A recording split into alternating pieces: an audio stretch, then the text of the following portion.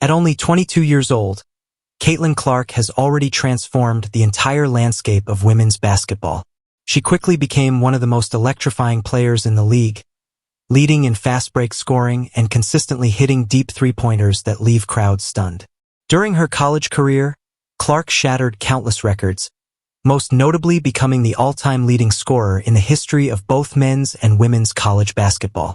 At a time when women's basketball often struggled for national attention, Clark began filling arenas across the country, with fans traveling hours just to watch her perform live. It's not an exaggeration to call her one of the most impactful figures the WNBA has ever seen. One possession is usually enough to understand her influence and skill.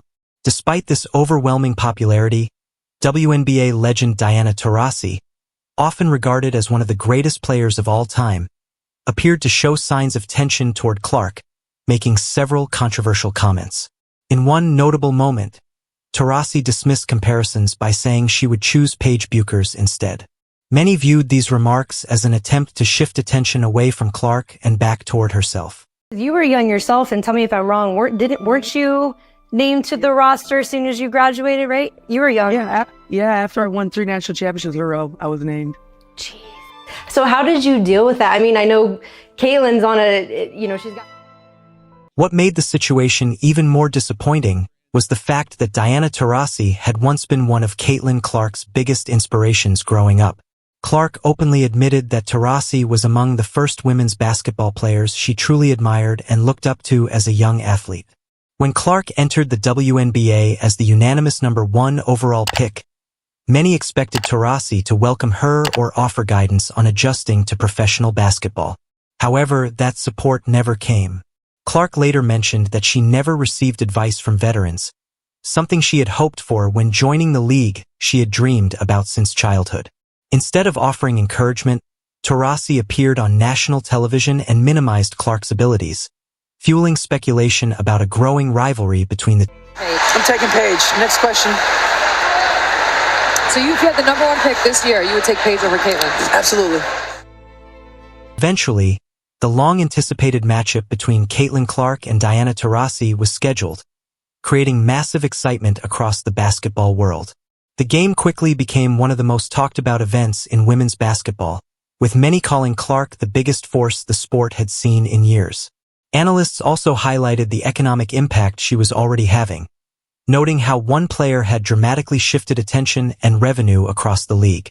The matchup took place in Phoenix during an intense heat wave, with temperatures soaring past 110 degrees Fahrenheit. Local weather stations warned residents about the dangerous conditions, but that didn't stop thousands of fans from showing up. Nearly 17,000 spectators packed into the Footprint Center, all eager to witness the rising superstar take the court and see history unfold in person. Yeah, when I was sitting down in my seat all the way down there, I looked in every single corner of the Footprint Center to just make sure that somebody was sitting in every single seat, and they are. For Caitlin Clark, the atmosphere felt routine. She greeted fans, signed autographs, and embraced the excitement surrounding her appearance, treating the moment like just another day doing what she loved. For Diana Taurasi, however, the stakes felt entirely different. Even after a legendary 20-year career, this game stood out as one of the most significant she had ever experienced. The arena was packed with one of the largest crowds the league had seen in decades, and the buzz inside the building was undeniable. Ticket prices reflected the historic nature of the matchup, with front-row seats reportedly reaching around $2,000.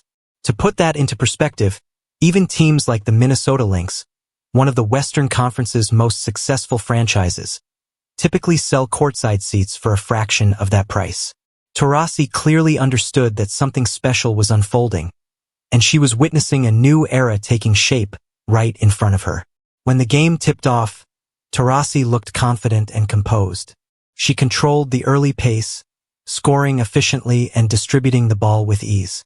Much of her early success came from feeding Brittany Griner, whose size and presence in the paint created immediate problems for Indiana's defense.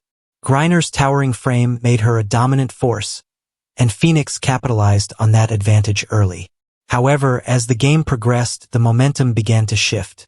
Clark slowly found her rhythm, knocking down deep shots and energizing her team.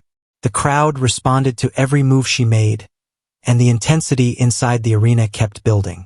Clark's confidence continued to grow, and one of the most memorable moments came when she broke down Rebecca Allen with a sharp move that left the defender off balance and the crowd buzzing.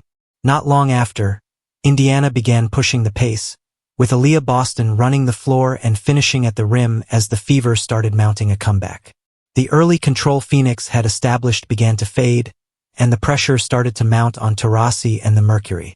As the game moved forward, Taurasi attempted to respond, but Clark's momentum was hard to contain.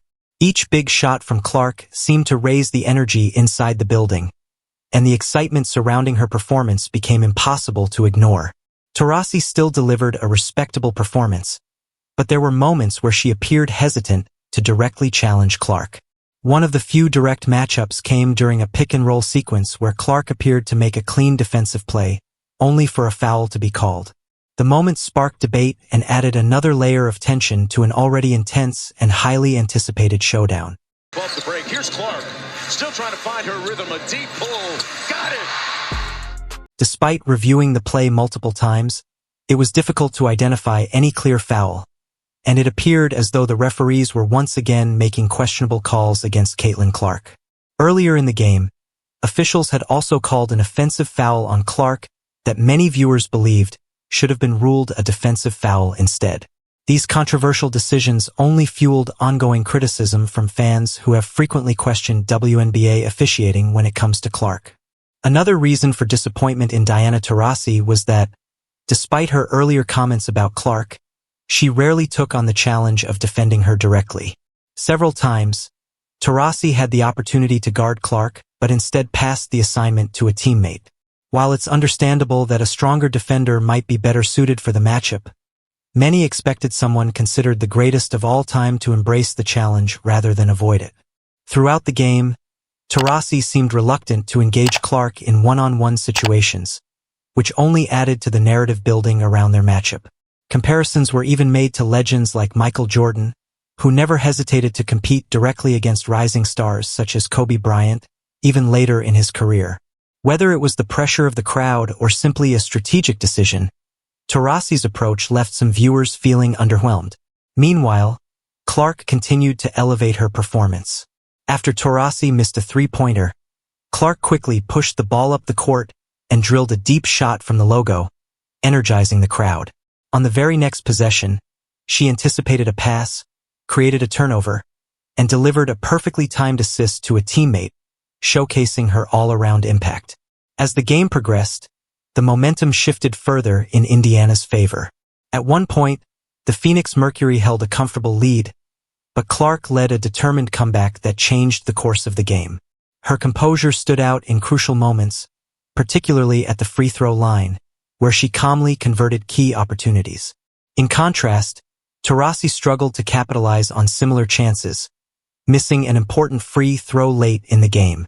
There were also moments where defensive lapses proved costly, including a play where Phoenix failed to recover in transition, leading to a flagrant foul and giving Indiana valuable points and possession. As the final moments unfolded, the tension inside the arena was undeniable. Taurasi, who had previously downplayed Clark, now found herself watching as the rookie guided her team to a significant victory. The Fever had struggled against winning teams all season, making this win even more meaningful. In front of thousands of fans and a national audience, Clark delivered when it mattered most. After the game, Taurasi shifted her tone, offering more respectful comments about Clark, signaling a noticeable change from earlier remarks. This entire sequence of events added fuel to the growing conversation about how Clark had been treated across the league, with Taurasi playing a prominent role in the narrative.